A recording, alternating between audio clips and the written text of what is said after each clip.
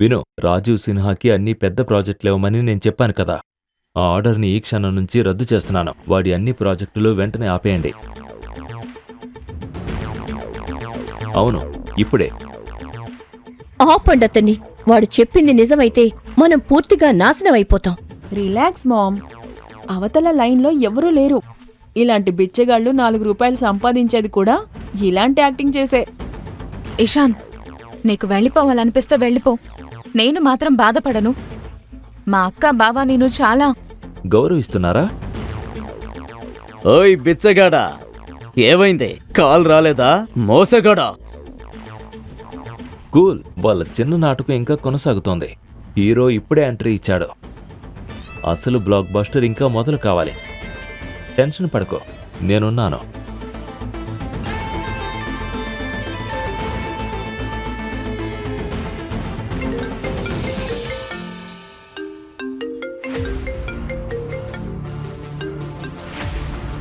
Hello,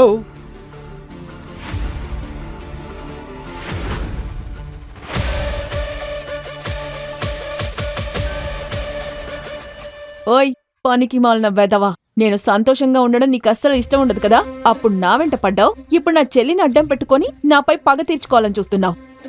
అయ్యో మింటి, అప్పుడు నన్ను నమ్మలేదు, ఇప్పుడు నమ్మట్లేదు.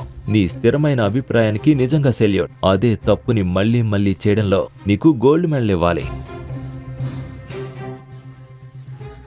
మింటి, దేవాంగ్ గ్రూప్ నుంచి కాల్ వచ్చింది. మన డీల్స్ అన్ని క్యాన్సిల్ చేసేశారు.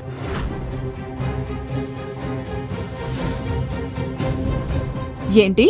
అదసలు జరగడం అసంభవం. విషయం చాలా దూరం వెళ్ళిపోయింది. దేవాంగ్ గ్రూప్ అకౌంట్ ని రాజు ఒక్కడే హ్యాండిల్ చేస్తాడు. ఖచ్చితంగా ఏదో పెద్ద సమస్య జరిగింది. అయ్యో దేవుడా, అంతా అయిపోయింది. నా కూతురు జీవితం నాశనం అయిపోయింది. అయ్యో మామ్, చాలు ఈ డ్రామా. అంత కంగారు పడాల్సిన అవసరం లేదు. మింటి, నాకు ఏం అర్థం కావడం లేదు. నేను ఇప్పుడు ఏం చేయాలి? డార్లింగ్, జీవితంలో ఏం సాధించలేని వాళ్లే ఇలా సందేహాలు అడుగుతూ ఉంటారు. డైరెక్ట్గా వాళ్లకే కాల్ చేయి. వీడికి నకిలీ ఫోన్ కాల్స్ చేయడం తప్ప ఇంకేం రాదని వాళ్లకే తెలిసిపోతుంది. థ్యాంక్ యూ మింటి. నాతో పెట్టుకోవద్దని ముందే చెప్పాను కదా చిన్నోడా, కానీ వినలేదు. ఇప్పుడు నేనెవరో చూపిస్తాను.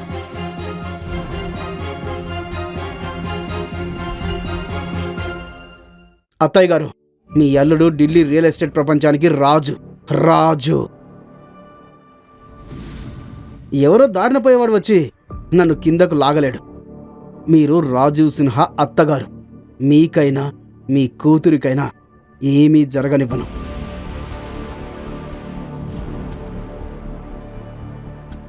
ఈ కాల్ని స్పీకర్లో పెడుతున్నాను. అందరూ వినండి.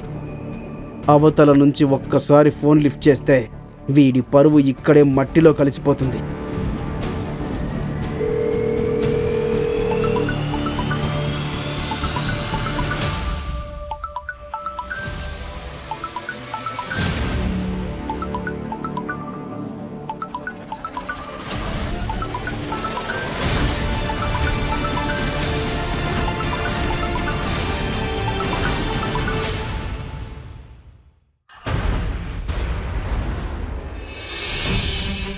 పరిస్థితి నన్ను ఇక్కడికి తీసుకొచ్చినట్టుంది. అసలు ఇక్కడ ఏం జరుగుతుందో ఈరోజు తేలిపోవలే. మిస్టర్ దేవాంగ్, మీరా? అవును, అనుమతి లేకుండా ఎవరూ కలవలేని వ్యక్తిని కలవడానికి వచ్చాను. నమస్తే మిస్టర్ అస్రాని.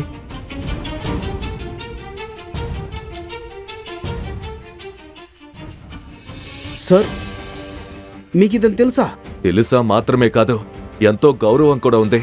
ఈ రోజు నేను ఈ స్థాయిలో ఉండడానికి అసలు కారణం ఆయనే.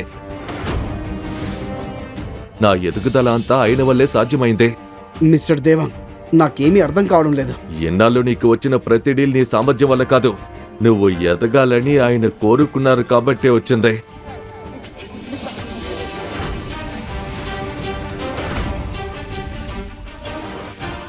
అసలు బాస్ ఆయనే.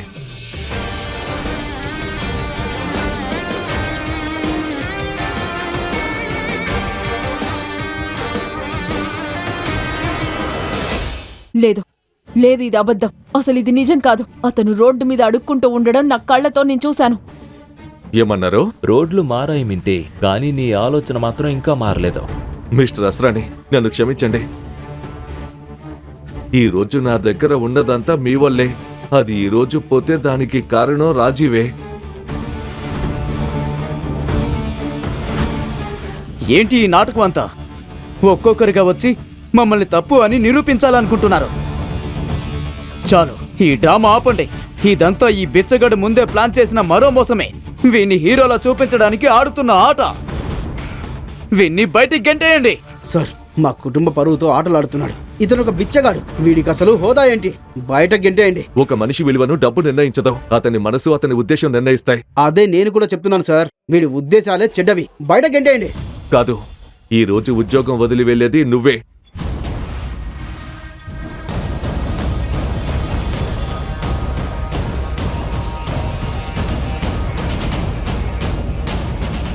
ఏం జరుగుతుంది? సార్, నన్ను క్షమించండి ప్లీజ్, నన్ను క్షమించండి. మిస్టర్ దేవా, మిస్టర్ దేవా,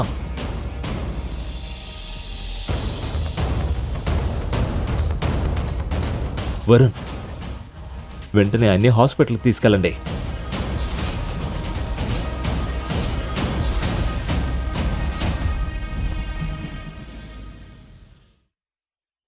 ఇప్పుడు నాకంతా అర్థమైంది. మిస్టర్ దేవాంగ్ ముందే అనారోగ్యంతో ఉన్నారు. ఆయన్ని బెదిరించి ఇక్కడికి తీసుకొచ్చాం. ఈ గొడవలోకి లాగి ఈ పరిస్థితికి తీసుకొచ్చాం. నీలాంటి నీచుడిని నేనెప్పుడూ చూడలేదు. నోర్మీ రాజు, ఇన్ని జరిగినా ఇంకా నీకు బుద్ధి రాలేదా?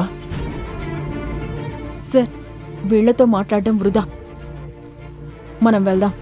మీకింకా చాలా మీటింగ్స్ ఉన్నాయి. సరే షిర్లీ.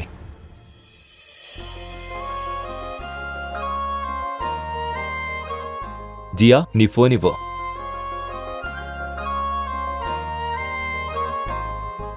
నా నెంబర్ని నీ డ్రైవర్ పేరు మీద సేవ్ చేశాను. నాకు ఫోన్ చేస్తావు కదా? ఒక్క నిమిషం. మీరందరూ ముందు ఆయనకి క్షమాపణ చెప్పాలి. ఇంత జరిగినా మీలో ఒక్కరిని తప్పు పట్టలేదు. ఇప్పుడు కూడా ఏమీ అనకుండా వెళ్ళిపోతున్నారు. ప్లీజ్ ఒక్కసారి సారీ చెప్పండి. జియా, నీ బిచ్చగాడి బాయ్ ఫ్రెండ్ కోసం నీకు పిచ్చి పట్టిందా? వాడి కోసం మాతోనే గొడవ పడుతున్నావా?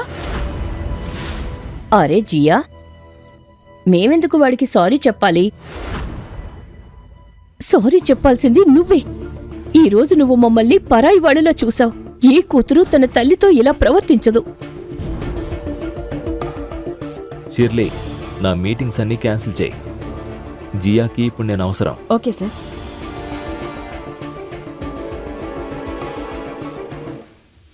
మన ఇద్దరి ఆత్మలకి జన్మ జన్మల బంధం ఉన్నట్టుగా అనిపిస్తుంది. అలలు లేకుండా సముద్రం ఎలా ఉంటుందో, నువ్వు లేకుండా నేను కూడా ఉండలేను. అయ్యో, ఎంత సినిమా డైలాగులు చెప్తావు. కొంచెమే. కొంచెమా? చాలా ఎక్కువ. అయ్యో దేవుడా, వీడింకిక్కడే ఉంటాడా? మొదలు పెట్టాడు. ఏంటి అలా నవ్వుతూ నిలబడ్డావు? బయటికి పో. ఓయ్ బిచ్చగాడా, రాజు తలెత్తుకుని బతుకుతాడు, కానీ నీలాంటి బిచ్చగాడి స్థానం రోడ్డు మీదే. పో, మళ్ళీ వెళ్ళి అక్కడే అడుక్కుంటూ బతుకు. విను జియా,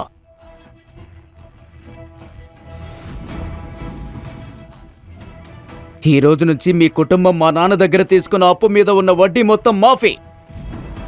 నువ్వు చేయాల్సిందల్లా ఒకటే, నన్ను పెళ్లి చేసుకోవడానికి ఒప్పుకోవాలి. అప్పుడు అసలు డబ్బు, వడ్డీ అన్నీ మర్చిపోతాను. సరే, నిన్ను క్షమించేశాను. వావ్ మామ్, ఎంత మంచి వార్త.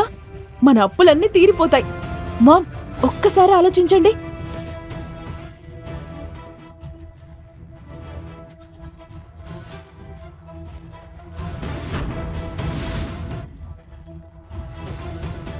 జియా, ఇంతవరకు ఏం జరిగిందో నీకు తెలుసు.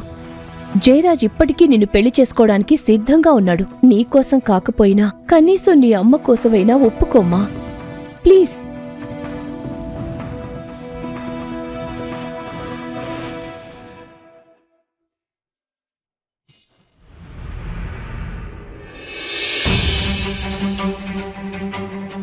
సరే, చాలు.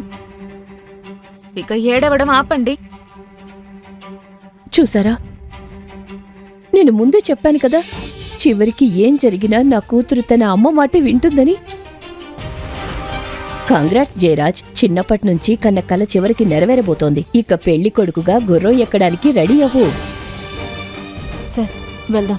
ఎవరి కోసం మీరు ఇంతసేపు పోరాడారో వాళ్ళు మిమ్మల్ని వదిలేసి వెళ్ళిపోయారు. అమ్మా, మీ అప్పు నేను తీరుస్తాను. అవసరమైతే బ్యాంక్లో లోన్ తీసుకునైనా కడతాను. కానీ నేను ఎవరిని పెళ్లి చేసుకోవాలో ఆ నిర్ణయం నాదే.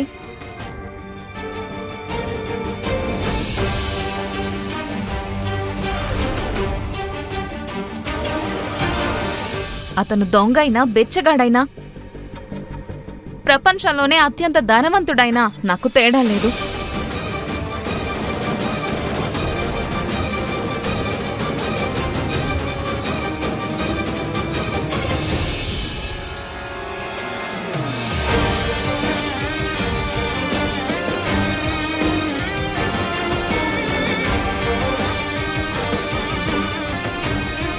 ఇషాన్, నాకు నువ్వంటే చాలా ఇష్టం.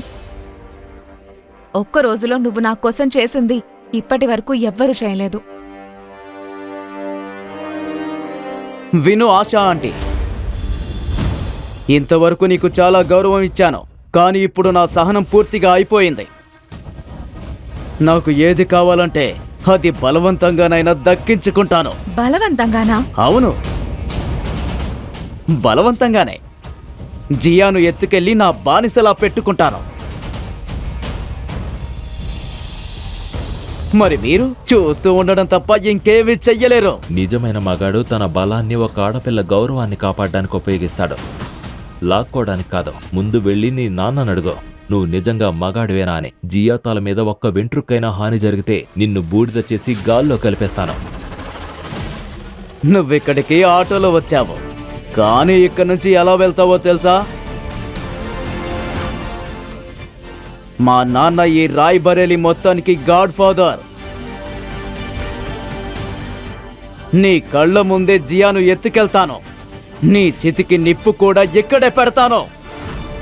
ఒక పంచే, మీ నాన్నకు ఫోన్ చేయి. ముందిక్కడికొచ్చి నన్ను, ఇషాన్ అస్రానీని కలిసి ఈ రోజంతా నువ్వు చేసిన ప్రవర్తనకు క్షమాపణ చెప్పమని చెప్పు. ఆ తర్వాత జియాని ఇక్కడి నుంచి నేను ఎలా తీసుకెళ్తానో మీ నాన్న ఎలా ఆపుతారో చూద్దాం.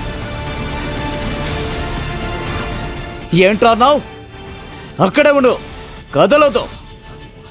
మా నాన్న ఇప్పుడే వస్తాడు, నిన్ను తన బొగ్గు గన్నుల్లో పాతి పెడతాడు. చూస్తూ ఉండు.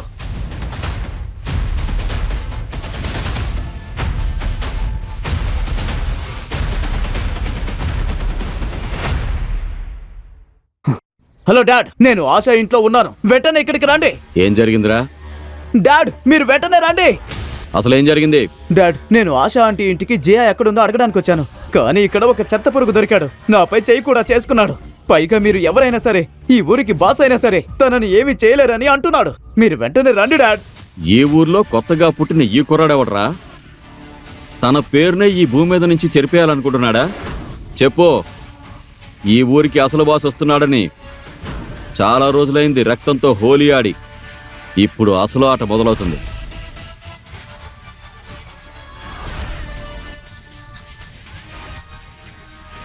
నా కొడుకే నా గర్వం. అలాంటి నా కొడుక్కి ఎవరో చిన్న పురుగు సవాల్ విసిరిందట. ముందు ఆడి పని చూసి తర్వాత వస్తాను. నువ్వు హోటల్లో ఒక రూమ్ బుక్ చేసి రూమ్ నెంబర్ మెసేజ్ చేయి. నేను ఫ్రీ అయ్యాక నీ ఆడిషన్ బాగా తీసుకుంటాను. షేరా, కార్ రెడీ చేయి. ఇంకా పిస్టల్ కూడా తీసుకురా. మన కోడలిపై ఎవడో కన్నేశాడు, వాడి కళ్ళే పీకేయాలి. రా.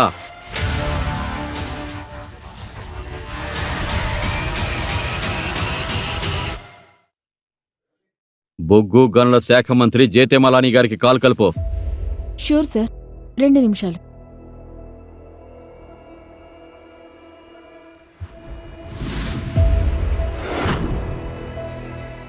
వీణ్ణి చూడండి, కోట్ల గురించి మాట్లాడుతున్నాడు. ఇప్పుడు ఏకంగా మంత్రికే ఫోన్ చేస్తాడట. ఎంత పెద్ద మోసగాడో. ప్రభుత్వం కూడా ఇతను చెప్పినట్టే నడుస్తుందన్నట్టు మాట్లాడుతున్నావు. ఇషాన్, ఇది సరదా విషయం కాదు. జయరాజ్ నోరు మాత్రమే పెద్దది, కానీ వాళ్ళ నాన్న మాత్రం నిజంగా ప్రమాదకరమైన మనిషి. ఆయన కోపం వస్తే నిజంగానే గూండాలను పంపించి నన్ను ఎత్తుకెళ్లిస్తాడు. ఇది చిన్న ఊరు ఇషాన్. ఇక్కడ ఇలాంటి పెద్ద మనుషుల్ని ఎదిరించడం అంత ఈజీ కాదు. ప్లీజ్ నువ్విక్కడి నుంచి వెళ్ళిపో. నా మాట విను. చూసావా, మా అమ్మాయి బాస్ పేరు వినగానే వణికిపోతోంది. ఆయన ఇక్కడికొచ్చాడంటే రేపుదయం నీ శవం కాలువలో తేలుతుంది. తెలివిగా ఉంటే ఇప్పుడే ప్రశాంతంగా వెళ్ళిపో. సరే రానివ్వు. మీరంతా చెప్పుకునే ఆ పెద్ద బలవంతుడు ఎలా ఉంటాడో నేను చూడాలి. ఇంత పెద్ద మూర్ఖుణ్ణి నేను ఇప్పటి వరకు చూడలేదు. గత సంవత్సరం మింటీ వైపు ఒక అబ్బాయి కన్నెత్తి చూశాడు. అప్పటి నుంచి వాడి ఆచూకీ కూడా ఎవ్వరికీ తెలీదు. పర్వాలేదు, ఆ పెద్ద కోడి పుంజు రానివ్వండి. ఈ చిన్న కోడి పిల్ల కంటే కాస్త తెలివిగా ఉంటాడేమో చూద్దాం కదా బాస్. ఎవరైనా ఈ అమాయక పిట్టకి కాస్త బుద్ధి చెప్పండి. అవసరానికి మించి రెక్కలు విప్పుతోంది. ఈ రోజు నీ పుట్టినరోజు. అది నీ చివరి రోజుగా మారకముందే ఇక్కడ్నుంచి వెళ్ళిపో.